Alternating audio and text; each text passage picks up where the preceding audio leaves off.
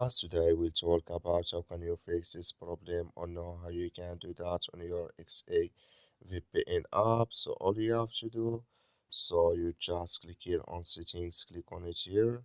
When you just click on settings, it's going to show for you a list like this here. Then you go down, just keep going down, click here on apps. Come to apps list here until you're looking for XA VPN app or just click on search. Then here add XA VPN app is going to show for you like this, click on it. Then it's going to take you to this list, click here on force stop, then you click on OK.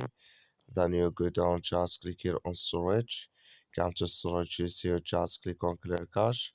Then all you have to do, so you just go to your Play Store here, click on Play Store. Then you search here for XAVPN app. It's going to show for you like this. You will find here update, click on it, and it's going to work with you. That's all you have to do. Thank you for watching. Don't forget to support us by liking, subscribe.